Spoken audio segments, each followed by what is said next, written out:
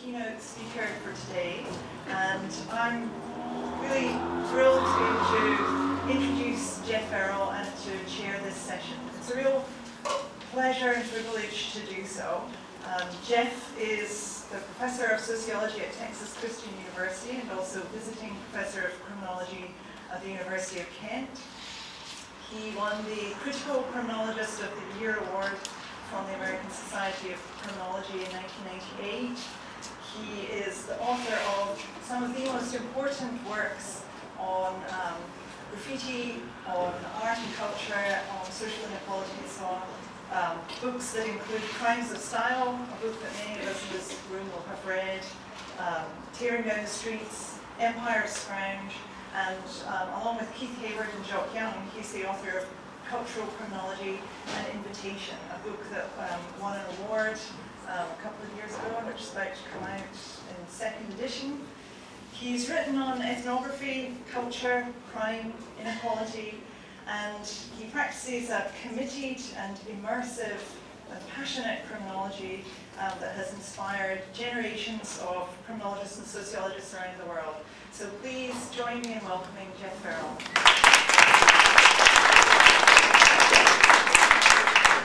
Thank you very much, Alison. And by the way, thanks again to the organizers. Another exciting day. And by the way, I kind of like the fact that we didn't take a break, because the last session, not only did I find inspiring and fascinating, but it segues perfectly into what I want to talk about. A very brief bit of biographic history in addition to what Alison was kind enough to mention. In the early 1990s, I was a graffiti writer, spent 5 years in the Graffiti Underground as a full-time writer, and spent a year on probation after being arrested and convicted of destruction of private property, which as an anarchist I think is something of a badge of honor. So in that sense, I came out of the underground itself, and then since then have spent the next 20 years or so studying various forms of graffiti around the world, including the emergence of freight train graffiti in the United States, which has become really sort of a dominant form of graffiti, and to these days looking really at how image-based freight train graffiti interplays with old hobo graffiti traditions in the U.S. and with newer forms of gutter punk and drifter graffiti. So there's a lot going on in terms of what's moving around the United States, North America, as well as, of course, Great Britain, Europe, and elsewhere. But let me say something. Almost a quarter century into being a graffiti writer and studying and writing about graffiti, I want to admit to something, which is that I'm more confused than ever. Or to put it in somewhat different terms, graffiti, it seems to me, has always embodied some profound confusions, and today I think embodies them more than ever. And that's because of not only the emergence of graffiti over the last few decades, but also, as I want to talk about in a minute, changes in the nature of urban life, the nature of the city, in the kind of world we now live in. So let me talk about a couple of those things that have continued to confuse me, and in fact confuse me more than ever, even this far into the process. The first of those, I think, is visibility and invisibility. We tend to think of graffiti and street art as among the most visible of urban practices, and certainly that's true. I mean, compared to drug subcultures or compared to other kinds of subcultural activities, graffiti and street art are graffiti and street art are distinctive for their will to visibility, right? So they are there to confront us visually, as we've seen all day today and yesterday. But I'd like to suggest also at the same time, they're almost entirely invisible. To begin with, a colleague and I wrote a piece recently on spot theory, not our theory of spots, but graffiti writers and street artists' theories of spots. That is, how spots are chosen. And spots, of course, are chosen to do graffiti or to do street art for a variety of reasons and for a variety of audiences. We, as members of the public, tend to see the spots that have been chosen to be visible because they were high up in a building, because there's a lot of foot traffic nearby, because those involved wanted to create us as their audience. What we don't know, if we're not in that world, is that there are just as many spots chosen for their invisibility, chosen to be only available to those in the know, not seen by the police, not seen by the constable from yesterday, spots that will endure, that become walls of fame or halls of fame because they are out of the way, under culverts, behind bridges, hidden in vacant lots. And so in that sense, there is as much invisibility to street art and graffiti as there is visibility.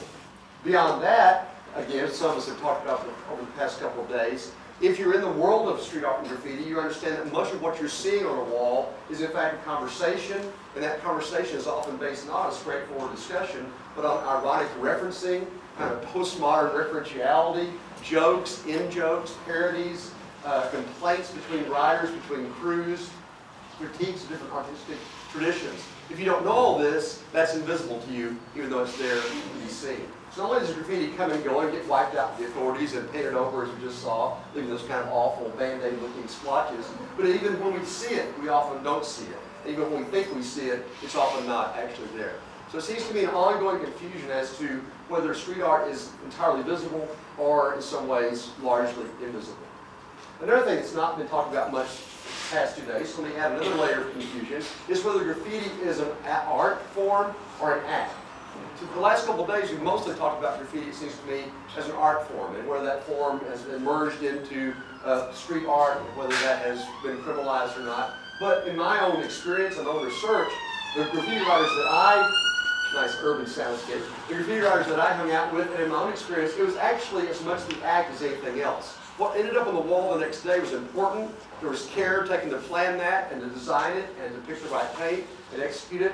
But really the embodiment of being a graffiti writer was not what was on the wall, as I think others have referred to. It was the adrenaline rush of being out at 3 in the morning, dodging police helicopters, being able to do one's art on one's own terms in ways that were inherently risky and illegal. And again, as Allison referred to, this was an embodied experience. This is an experience of adrenaline, of high heart rates. It's an experience of the pleasure of feeling your arm move in certain ways as you learn to draw certain letters and knowing how to scroll and fill in colors and move your body in ways that create images on the wall. This is the lived experience of graffiti.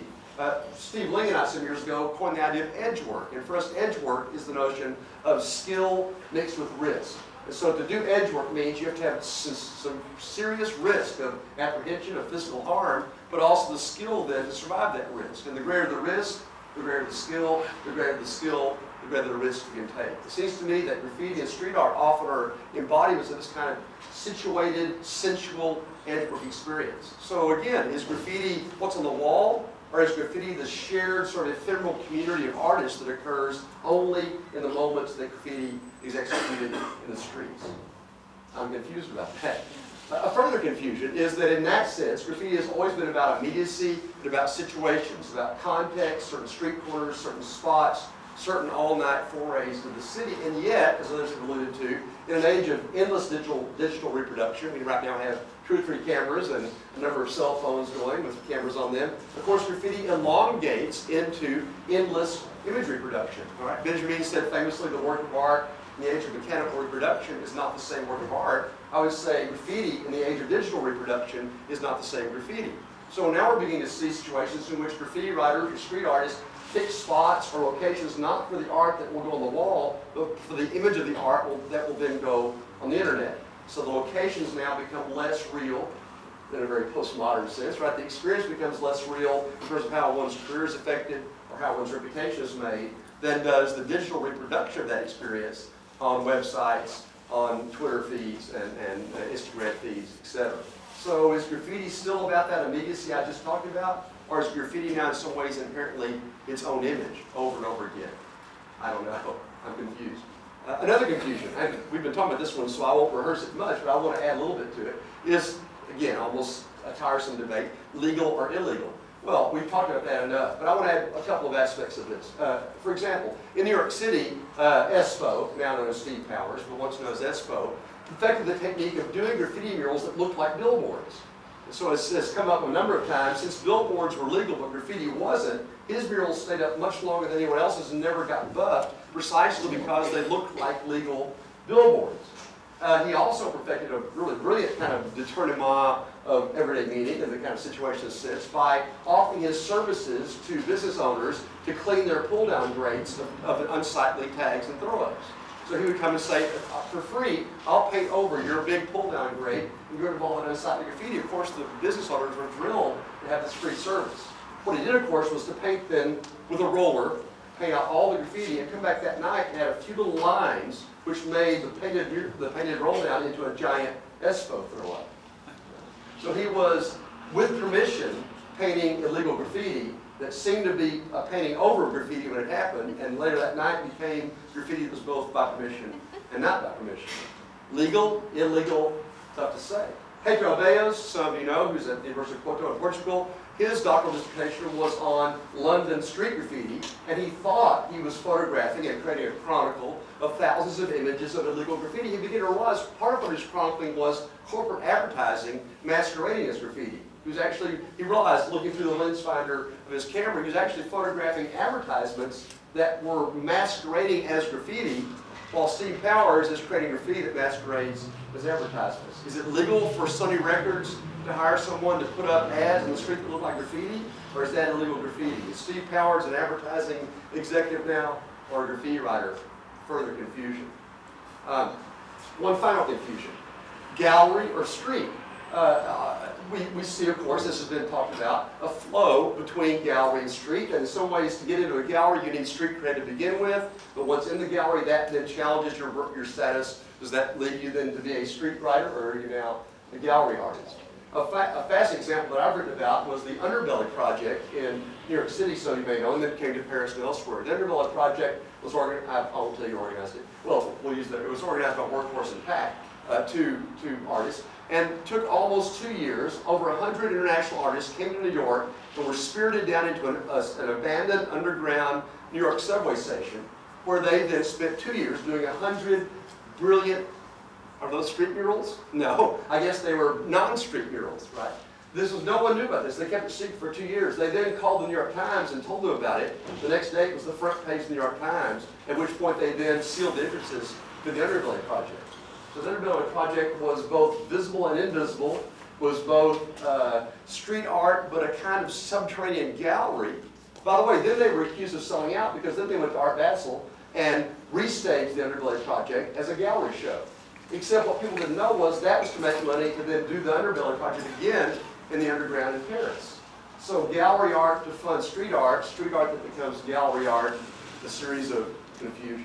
So it seems to me that graffiti has always occupied this sort of ambiguous, fluid space, but those spaces with digital technology, with the emergence of gallery opportunities, with the emergence of street art, are even more confusing than ever they have been before. Now, I want to do two things with that confusion. And that is, one, talk about, I would say, the political economy of that confusion. That is, what kind of world does that happen in, and what does it mean? Then I want to end up by talking about what I would argue is some sort of deeper politics. But first, the political economy of that. This emergence of graffiti as a fluid, ambiguous flow between legal, illegal, street graffiti, street gallery, visible, invisible, of course, it's not happened in a vacuum. Graffiti beginning Philly, New York, that this form of graffiti that we're now talking about, sometime back, let's say almost a half century ago. In that same half century, two profound changes have occurred in the nature of urban life. One of those has been, as many of us are aware, and those of us who've been jailed for these reasons, has been an increase in surveillance. CCTV cameras saturating London, digital tracking technologies, license plates tracking, some of this stuff that was talked about yesterday. We now live in urban worlds that are under phenomenal levels of observation, panoptic kind of surveillance that was not there 50 years ago. These are also worlds in which, in fact, this came up with the issue of the contract you had to sign to do this piece at UCL. We also live in cities that are governed by risk management strategies, so that local governments and universities and festival organizers are engaged in a kind of ongoing attempt to reduce the possibility of risk. I noticed on the tube the other day, it said if the tube stops, here's what to do. The last line was, don't take a risk, right? So we want to avoid lawsuits, avoid injuries. We want to manage the urban environment in a way that minimizes risk. Partly by putting it under surveillance, and partly by, through SEPT and other processes, building into it the impossibility of spontaneous risky activity. Right? We want to build benches, build parks, build buildings, build lighting designs that keep people under surveillance and make it all but impossible to engage in risk. Further than that, as I said to someone earlier, I never miss an opportunity.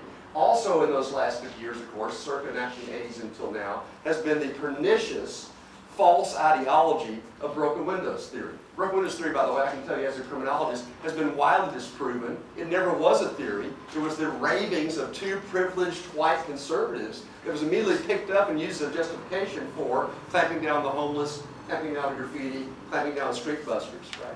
But since broken windows theory, as you heard the officer say yesterday, is now simply taken for granted by policing agencies all over Europe, the United States, Australia, and elsewhere. This has also led to an aggressive clampdown on the sort of as Dave Surteau would say, on the sort of everyday moments of urban life, right? So asking someone for money, cleaning a windshield, tagging a building. By the way, in many American cities now, simply sitting on a sidewalk, lying down on the sidewalk, loitering in public are now aggressively policed.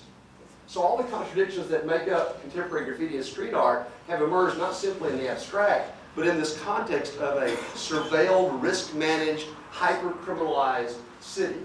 At the same time, a second thing has happened, and that is what economists call consumer-driven urban development. And so we're talking about the creative economy. A very brief history of modernism, right, or capitalism. Cities once ran on production of goods, on factory labor, on creating housing and services for factory workers. The economic engine of urban life was, and certainly in Europe and North America and Australia, the production of goods. That's long gone, as we now know. So what economies are now based on, as economists say, is consumer-driven urban development. What that means is creating what they call consumption spaces in which high-end consumerism is encouraged and allowed to flourish. This is why warehouses turn into lofts. This is why abandoned buildings become boutique shops. This is why low-cost housing is torn down and replaced by four-star hotels, because city leaders, city councils, developers believe that this is the only possibility of urban revitalization. Is again, what I said again, consumer-driven urban development. Now, as others have talked about, what that also rests on then is almost always the destruction of low-cost housing in low-income communities, the privatization of public space in the interest of servicing developers and keeping undesirable folks out, and also literally encoding into the urban environment increased inequality and increased exclusion, right? So the fairly open flow that early urbanists talked about is now largely replaced by access to privileged spaces for some, exclusion from those spaces for almost everyone else. And urban life, in that sense, is now sold back to the inhabitants of the city as a consumption act, right? So you now consume the image of the city. You consume a kind of caricature of the city through high-end restaurants and museums and shops, as opposed to actually living the life of the city you might have lived 50 or 100 years ago. So these two developments, I would argue, are part of what helps us understand the ongoing ambiguity and confusion as to, for the past 2 days, right? What's graffiti, what's street art, what's legal, what's illegal. Because those two developments, of course, as I tried to show in a book I wrote called Tearing Down the Streets, have always gone hand in hand. The hyper-aggressive policing of marginal populations, the installation of CCTV cameras, digital tracking, has almost without exception emerged in exactly those same spaces that are now high-end consumption spaces. Let's just put it bluntly. That hyper-aggressive policing strategy of urban life is meant to protect consumer-driven urban development and to keep out from those developments those which we seen as impeding on it. Well, I can tell you some personal, I'm a dumpster diver, I'm a trash diver. I wrote a book about that, and I still do it every day. And I've actually been, in the city where I live, I've been banned from certain neighborhoods because I'm on the list of trash pickers who are not allowed in these high-end urban areas. And how do they know to ban me? Because they've got me tracked. I'm on the database. So actually, I can tell you from first-hand experience. So those two trajectories have created, I would argue, a dangerous kind of neoliberal, late capitalist urban life, or lack of urban life, which is increasingly, again, encoded inequality, discrimination, consumption over participation, etc. And in that sense, I think we can go back and think about those confusions we just said. So why is it that some street art is legal and some graffiti is illegal? Because that street art, which can be used for gentrification or used to upgrade the property values in our neighborhood, is valued. That street art or graffiti that's seen as a threat to consumer-driven urban development is aggressively criminalized. Why is some graffiti visible and others invisible? Largely because graffiti writers are negotiating that kind of city. They're responding to those kinds of exclusionary patterns and those kinds of developments, and themselves then have to choose which spots will last, which spots will lead to arrest, etc. By the way, as others have found, why would there be such excitement? Why would people be willing to risk jail, as I once was, for the thrill, for the sort of incandescent thrill of late-night adventure? Because everything else about our lives is risk-managed. Because every chair we sit in, every airport we go to, every train we take is designed to prevent any possibility of spontaneity, excitement, or risk, therefore making it all the more exciting and pleasurable to go find it on one's own terms. So it seems to me the contradictions, the confusions that make up contemporary graffiti, not only a sign of its emergence over 50 years, but also a sign of what's happened in urban life, the way in which graffiti and street art have had to respond to, resist, and play off of those kinds of changes. Now, I want to end up with one deeper and perhaps more controversial aspect to me of the politics of street art and graffiti. To go back to what's happened in urban life, as an urbanist, as someone who cares about cities and has written about them and studied them, and as someone with progressive, if not anarchist, political tendencies, I think almost everything we talk about is, of course, entirely negative. I think we're seeing the death, to paraphrase James Jacobs, I think we're seeing the death of great cities without much rebirth. We're seeing cities made into private enclaves, consumption zones, hyper-surveilled areas, etc. What is in those cities allows us to breathe? As someone once said, where are the spaces in those kinds of privatized, exclusionary, heavily policed urban areas in which we might find life or hope? And I would argue that's where graffiti comes back in, street art. It seems to me, and thus, I was going to show you some other images, but thus this image, it seems to me graffiti is the ghost that haunts the machinery of the late capitalist neo-modern city. Precisely because it's confusing, precisely because we can't quite figure out, is that a legal mural or is that graffiti? Am I seeing everything there is to see or not? That actually, I would argue, opens up perceptual space. It's a kind of transgressive act that I would argue, should not try to clarify. In other words, I'm actually not interested in deciding whether graffiti is the act or the art, whether it's legal or illegal. In fact, I would like to leave that undecided, and I would argue that is a kind of politics, that ghost-like, ephemeral, spectral uncertainty. Graffiti's there one night, it's not there the next. It's to be seen but not to be seen. It's to be understood but not to be understood. It might be legal, might be illegal. There's very little left in urban life that's that ambiguous, that embodies that kind of blessed, sacred uncertainty. I think graffiti, by its very nature as a confused practice, gives us some hope of escaping the kind of lockdown of the late capitalist neoliberal city. It's a ghost that haunts the city, but by haunting it, it also breathes new life into it and allows for possibilities that otherwise have been planned out of existence or excluded from existence. And the final thing I'll say about that is that if graffiti is a kind of ghost, a kind of specter that we can't quite understand, I know where that specter lives, and that is graffiti always lives in between.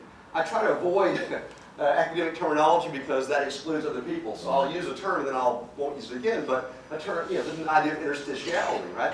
The interstitial is not the structure, it's the space in between the structure, right? Interstitiality is the gap between things. So okay, enough of that term. Let's just talk about in between. It seems to me graffiti has always retained its power, street art retains its power, precisely because it exists in between legality and illegality, in between art and crime, in between graffiti and street art, in between visibility and invisibility. I don't want to resolve that tension. I want to leave that tension in place because that, I would argue, is exactly what creates graffiti and street art as a powerful counterforce to other sorts of tendencies. So it seems to me graffiti teaches us to look behind, to look beyond, to look beneath. It reanimates the city and refocuses our gaze away from these kind of patterns of exclusion and consumption and toward things that we can't quite understand, and toward spaces that we don't quite know. That seems to me revivifies and revitalizes urban life. So as for today's question, right, can graffiti, can street art claim to be part of revitalization and rebirth? I think it does so every day. I think the ghost of graffiti flows through the city, and by its very determinants, by its very confusion, provides some hope of a better urban life. Thank you.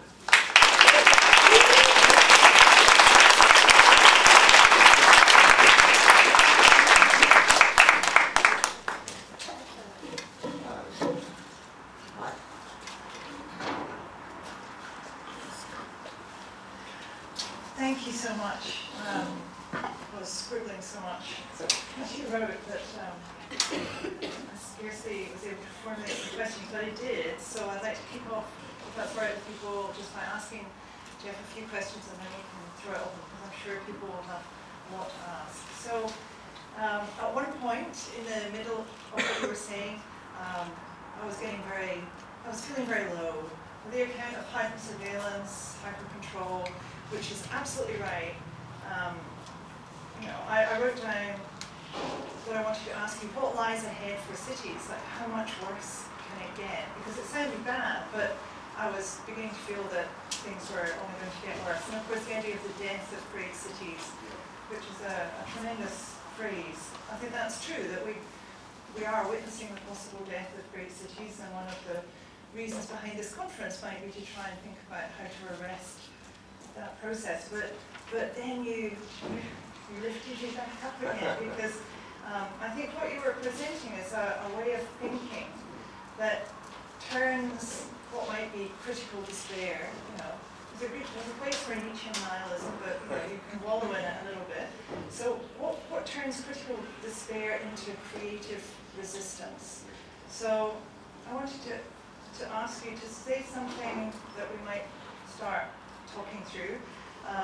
What are the possibilities for ethical or critical engagement for us all, whether we're academics or artists, policymakers, lawyers, if we're concerned about the death of our great cities or our small towns or our neighbourhoods and so on, if we're being hyper-surveilled into catatonia, what can we do? I mean, so your account of graffiti is the in-between, the ambiguous, the spectre. So I think I totally agree. I think that's absolutely brilliant, and that we shouldn't resolve the contradictions and uncertainties. So what then should we do with them? Well, I think I've got one. You're right. But yeah, that's, first of all, yes, very thoughtful summary. And I guess that's, and I encourage others to disagree, but that's, I guess, my argument is that I think those of us who are scholars or practitioners or street artists need to avoid the categories that others place upon us, but even avoid our own desire to clarify those categories. So if if you have access to a legal wall, then do some illegal work in the alley behind it. If you don't have access to legal work, you find a way to trick them into doing some legal work. If one thing is allowed, do the other. In other words, I think we have to almost negate our own roles over and over again to avoid becoming simply cogs in that kind of rationalized machinery of city life. So that's not, as others have said, that's not the answer, but I think that's, to me, a more hopeful answer than trying to be clear on I'd like to not be clear on what we're doing and not let others be clear. Okay, so we can perhaps throw that open, but before we do, Steve Powers Expo. So I was in Tokyo before coming here, and Steve Powers has painted some murals for the Marc Jacobs clothing store. Probably be more high-end than Marc Jacobs. So it's the clothing store and the bookstore, which is called Bookmark with a C, because it's Marc Jacobs. And so there are Expo murals at the entrance, and inside for the equivalent of $5 Australian, which is about £3, you can there's a Steve Powers pen. You can buy the Steve Powers pen. So I felt enormously saddened when I saw that, because I appreciate his desire to make a living and so on, but with that radical history that you've outlined, and he was arrested by Giuliani, he was one of the artists who were hunted down, that's right, and now he's a pen in a Marc Jacobs bookstore in Tokyo, and something about that, is that an inevitable trajectory?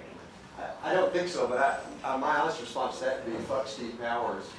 In other words, embrace who he once was, embrace the moments in which he understood the nature of resistance, but not to make him into a hero when he becomes a Marc Jacobs illustrator. So that would be, again, to the extent that Steve Powers once understood, I think, sort of picked the lock of resistance, understood how to convert legal, illegal, and art and advertising.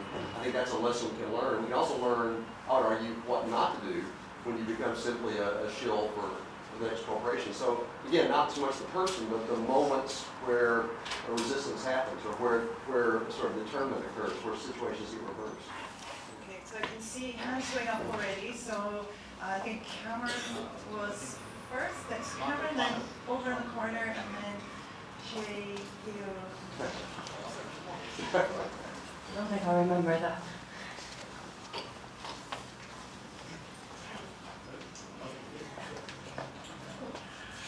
I wasn't first, but I've got the microphone.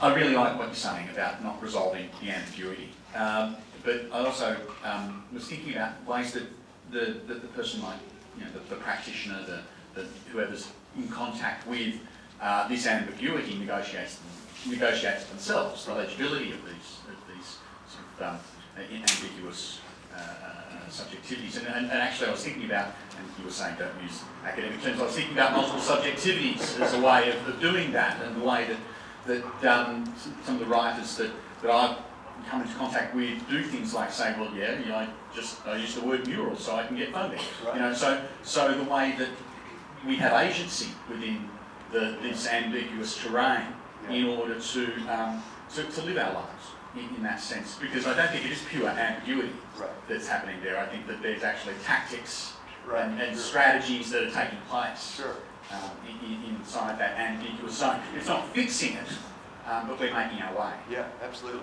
And to use one more academic term, and then we'll quit maybe, but you know, in sociology, there's the idea of status inconsistency, which is either to be bothered by or to embrace the notion that sometimes you're in charge, sometimes you're not. Sometimes you're a muralist, sometimes you're a graffiti writer. So again, rather than resolving that, or rather than saying I've got to decide which I am, I like the idea of either strategically or existentially thinking about the fact that I can embrace my own inconsistencies. And in fact, those inconsistencies become a way of resisting, negotiating, swimming through these structures that otherwise demand not be one thing or the other. I think that's where the real power comes from. And that's how Steve Powers can have a pen, but also have a book.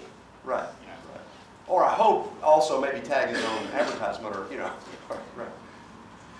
Yeah, I just wanted to say, leading on from all of this, implicit in the myriad dichotomies that have been discussed over the past couple of days is what I feel is essentially a conflict, a meta-conflict of the professional versus the amateur. And no one has sort of like mentioned that explicitly, but I just wanted to get your thoughts on the idea of the, you know, what I feel is a kind of cultural war, if you like, between professionals and amateurs.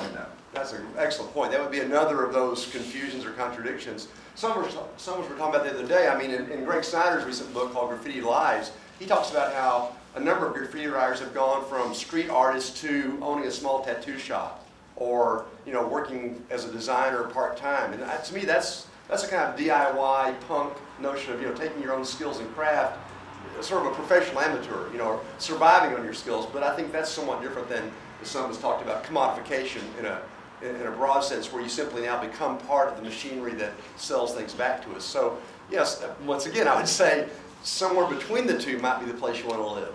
Surviving off what you do without it becoming a career in which you're so heavily invested that you end up advertising for Tokyo department stores. And I guess I would also say I think it's incumbent on all of us to always be willing to not only critique others and tear their ideas down, but to tear ourselves down. Whereas I think we have to always be willing to deconstruct our own identities and not take ourselves too seriously. And I think that's where, as you say, am I an amateur or professional? Depends on the day. Depends on how much money I'm trying to make this week. Is this art or graffiti? I wondered if the concept of the trickster, the anthropology. Absolutely. It's like Ben Ine, for me, I thought that was brilliant, because he was sort of ambiguous, boundary crossing. Yeah. And actually in life, as an academic, I've never wanted to just be that. I wanted to be part of where I'm from. So you always end up as ambiguous, and I think that's fine until you get put in prison. Sure. Right. And so there is an issue, isn't there? We can celebrate, the hope of critical engagement, but actually what's come up is that there is a system that is really, really unfair. Right. And that I think we have to change it. Oh. So call me an old-fashioned person, but I think that's politics. Right. And I think this conference has, an opportunity to embrace some politics. Sure. And influence the policies that they're going to develop. Sure. But I think one way to do that is to say, well, do we? I'll put this in a false dichotomy. Do we sell out and go to the mayor's office and work with them, or do we keep doing art on our own terms? Yes. In other words, right? So I think the trickster is a great example. I mean, there is a politics to the trickster, right? The trickster is the holy goof that both stands outside the world and can comment on it, but also is of that world. So I think the trickster and the holy goof are that kind of ambiguous. They're of the tribe, but not in it, or they're in it, but not of it. So I totally agree. We've got to. But I think that's why design against crime can be here, because we see it as a Trojan horse. You go in on that card, Right. and then maybe you can make something else happen. Oh, sure. But maybe the debate is too polarised into right and wrong, good and bad, criminal and not criminal. Maybe the point is to actually get the power. Sure. Or to winnow one's way through the systems designed to keep you out of power to, as you say, to be whatever trickster you need to be to get things changed. Actually, I think we're agreeing is that, you know, that's another possibility rather than which are we going to do. It might be what combination do we do at what times with what kind of identities. Yeah. Put on the coat and tie or the dress suit one day and go out in the streets the next. Yeah. So there were other hands up. If we could pass the mic,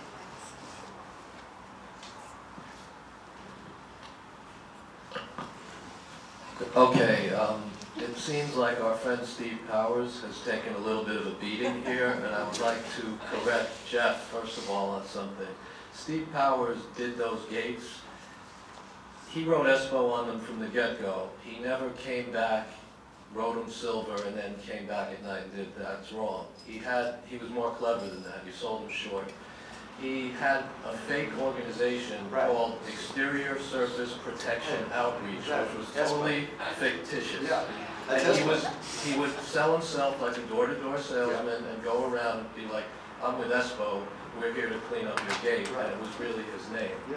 He came to New York from Philadelphia, an out-of-towner, and destroyed the place. He did. And hiding in plain sight. Yeah. It was brilliant. Yeah. Now, you brought up something interesting, CCTV, and it's harder to get away with stuff. A couple of years ago, I went out to Detroit, which is like the South Bronx in its worst days times 50. Just abandoned shells of buildings.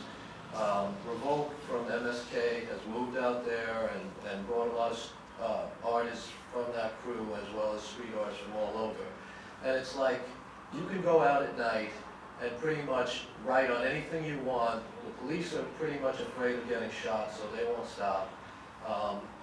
Is that better than like risking, 50 cops watching you on closed circuit TV, or that guy Colin putting you in whatever the prison is out here for a year? I mean, doesn't like being able to do something take the sport out of it?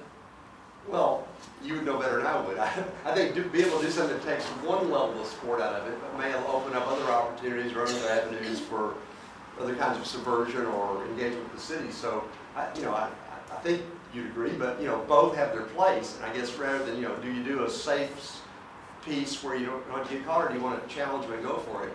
Again, yes. I mean, different moments in time, different situations, depending on what you want to. The other thing about Steve Powers is he's been like a gallery artist for years. Sure. He has a store in Brooklyn, Icy Signs, where he sells his work. So if he's like now adding a Marc Jacobs pen to his resume, he's sold out. Like he's a product already. Sure. And I'll give him credit. He befuddled the notion of what selling out was from the very first, didn't he? Right?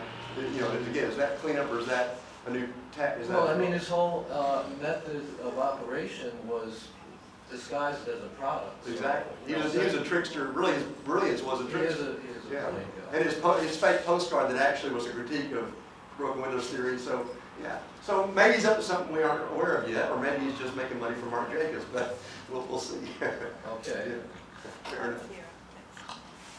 Jeff, in your book, Crimes of Style, I appreciate it's been a while since you wrote it. You paint this very sort of romantic picture of the criminal of the graffiti writer as this kind of rebel. You kind of impute these anarchist political motivations onto them, and as somebody who spent quite a lot of time with writers, for me this just doesn't really speak to the reality of it. In fact, I'd argue that these are guys that quite often sort of relish capitalism, they love shoplifting, they love consumer culture, some of the guys I meet wouldn't think twice about robbing other people. And in this talk you paint a bit more of a nuanced picture of the politics of it. So what I want to ask is, has your idea of the kind of, the subjectivities or the politics behind writing, has it kind of developed and become more nuanced? Yeah, that was 20 years ago, so yeah, I hope so. But yeah, you're right. But even in Crimes of Style, I hope what I tried to be careful to say was, the writers, the crew I was in, no, they weren't political anarchists, but the effects of what we were doing, I thought was anarchistic in terms of taking on authority, forcing the city to respond, then responding to the mayor's response to us. I mean, I thought we were pretty clearly playing a political game, even though the guys I was out with wouldn't have said that way. In fact, they told me they weren't political. So I guess in that sense, I was being a sociologist and saying I think the collective effect was to challenge authority, even if each person's intention wasn't. But yeah, 20 years, well, I think it's 20 years later for me, but it's also 20 years later for street art, graffiti. Yeah, I think it's developed in a much more complex way than in some of the early days, not for good, for bad, or otherwise. So yeah, I guess my analysis maybe has become more nuanced, but also I think, as I said, I think the confusions, the contradictions are actually more manifest now than they were early on.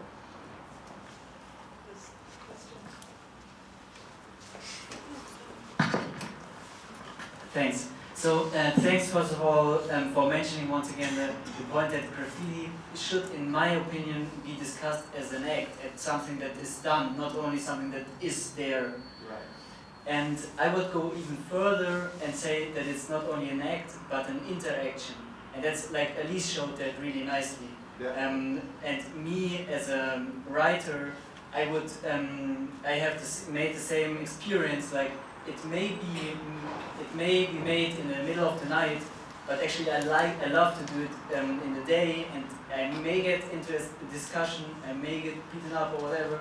I appreciate that somehow, and that leads me to think about the role not only of the subjects that do graffiti, but the subjects that see it.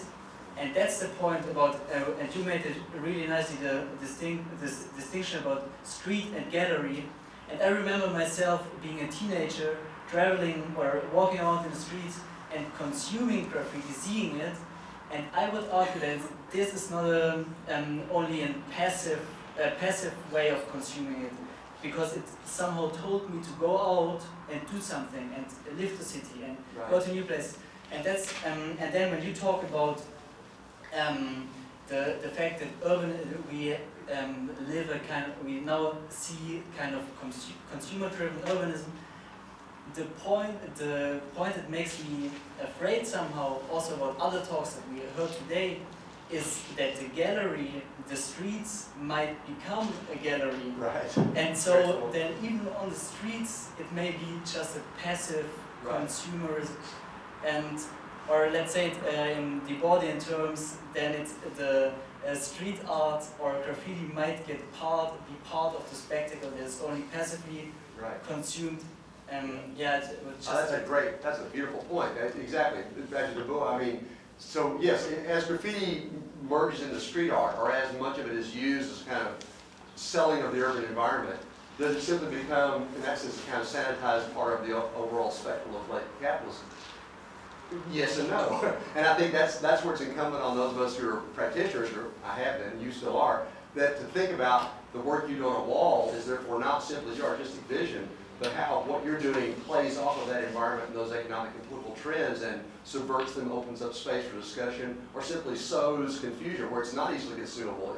It creates doubt or creates questions. And so that, in that sense, right, your role as an artist is far more than envisioning your work. It's to also understand and envision your place as a critical artist in a changing world. You know, that's a great point. I think that would be very well said. That'd be one great danger then of street art. While it creates careers and opportunities, does it also become then easily made into a kind of consumable spectrum? Yeah, I see that very much in the way that we talk. Even we in here talked about it today. You know, we like to. For me, it's like just talking about it as beautifying urban spaces is kind of dangerous. Absolutely. That's decorative. That's not right. The role of art's never to beautify. It's to create trouble and to open up new ways of perception. And in that sense, I think the very uncertainty of urban art right now is beautifully positioned for that, right? I mean, the fact that people aren't sure if that's legal or not and aren't sure what they're actually seeing or do they understand it means you've already got the handhold there. You're right. I mean, you're positioned to do art that actually can perhaps have a serious perceptual effect on urban life. And now the question is, how do we do it in ways that carry that forward?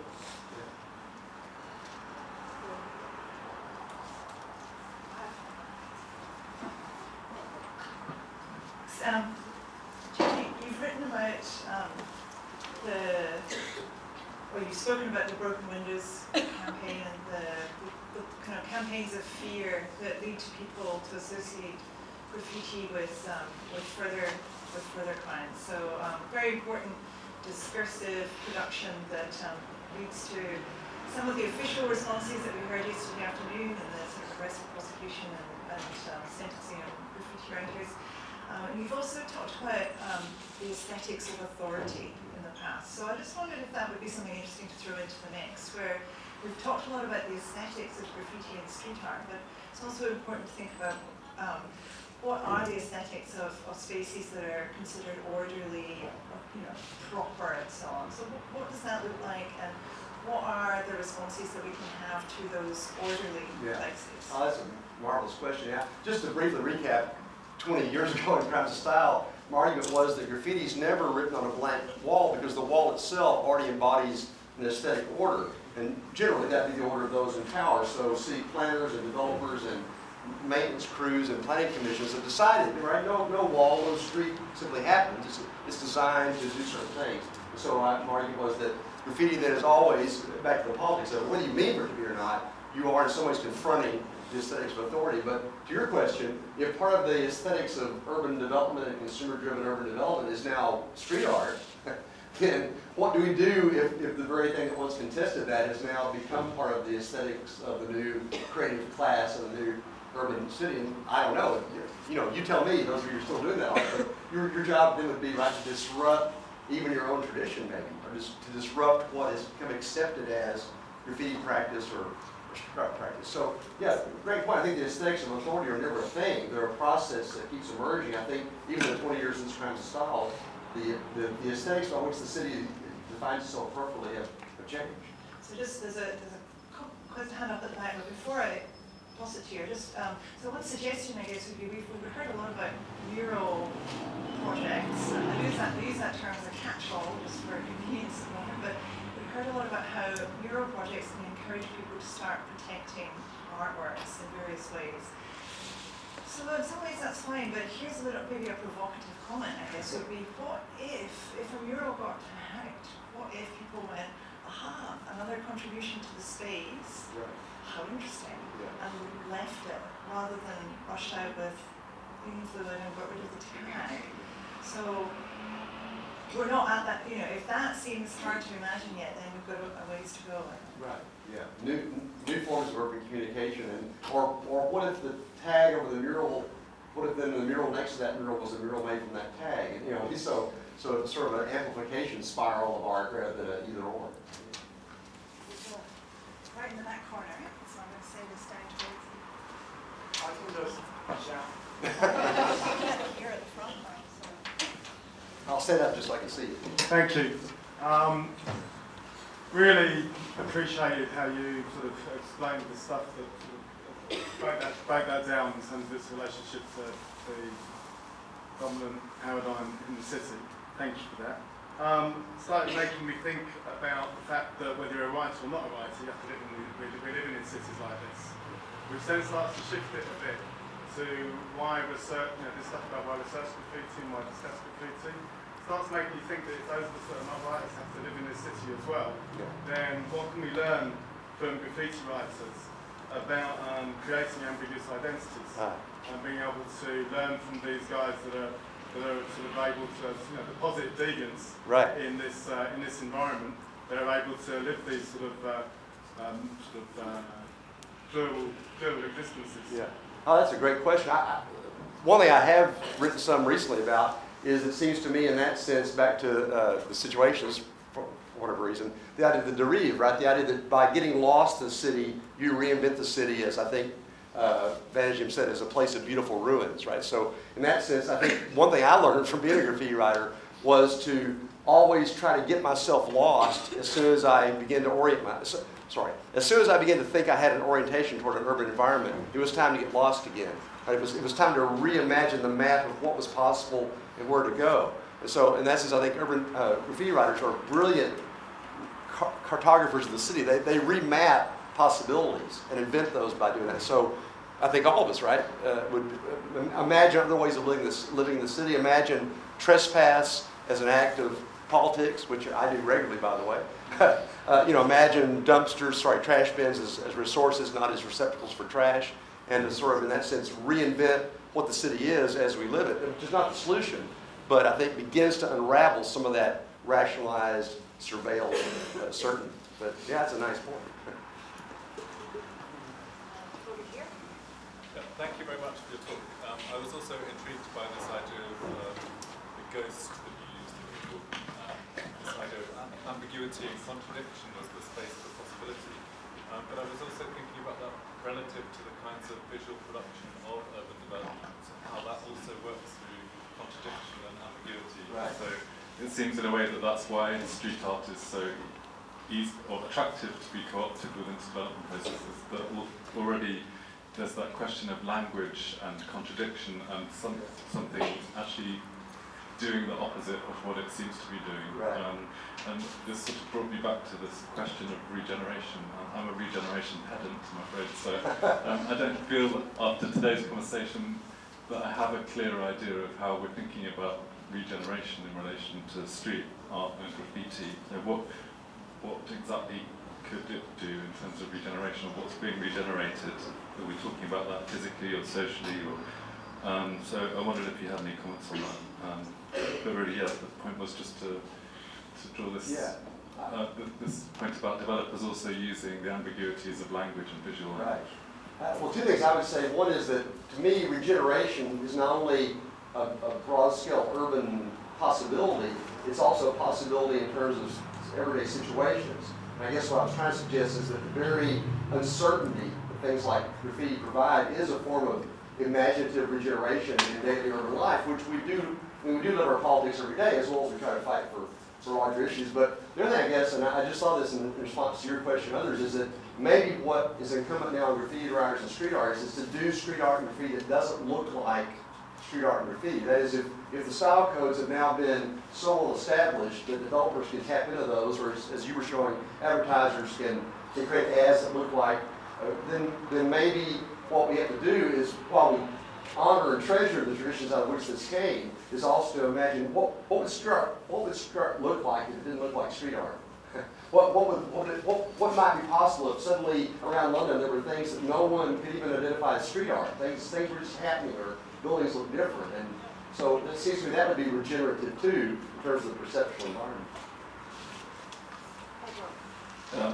Just thank you very much. I really believe that everyone that do graffiti, creative actions in the street, they are psychogeographers, totally. I worked also with some Ghostbusters, and I think the challenge and being quick to the question is, can you put all this thinking in different geographies, knowing that I'm from Lisbon and there's like a southern hemisphere in this globe. Right. Oh, that's I meant to say that, thank you, is that everything I know to talk about is Australian, European, and North American. So, absolutely. Well, I know colleagues doing research, for example, in Brazil, or colleagues in Portugal. What does this mean in other contexts? I don't know, and I would not presume to say, but I think some of the ideas of embracing that ambiguity and creating a certainty and regenerating through perception can play out, but would play out in different cultural traditions and in different urban spaces, right? So the remapping of London would not be the same thing as the remapping of Sao Paulo, because there's a different historical map that's already been laid down. So you tell me, but certainly you're right to be aware of those cultural and geographic differences. Another thought about how we might learn from graffiti, street artists and so forth. This is a lot of the discussions we've had over the last couple of days have been about urban space and kind of spots and surfaces and cartographies.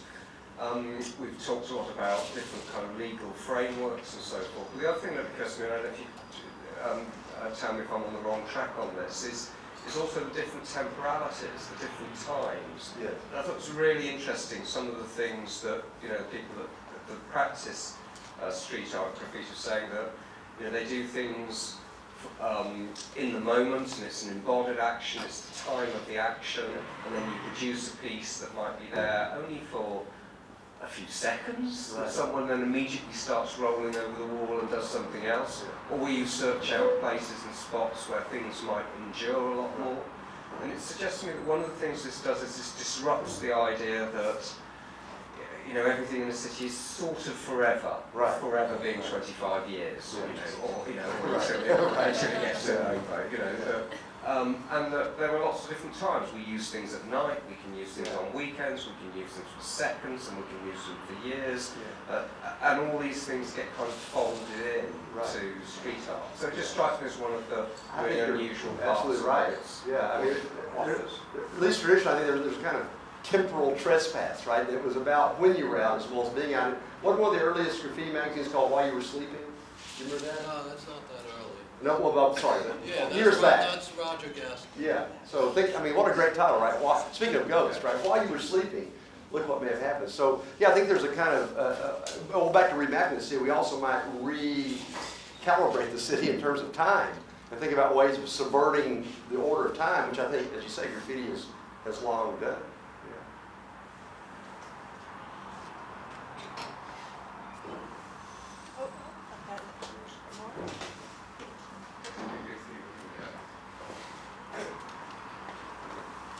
Any further comments? I think that's been a fascinating, fantastic talk. I really thank you for the ideas, for the energy, for the passion over the years, and also in tonight's lecture, especially at the end of a very long day. And thanks to everyone who's still here and who's still engaged in this another full day tomorrow. And please put your hands together for Jen.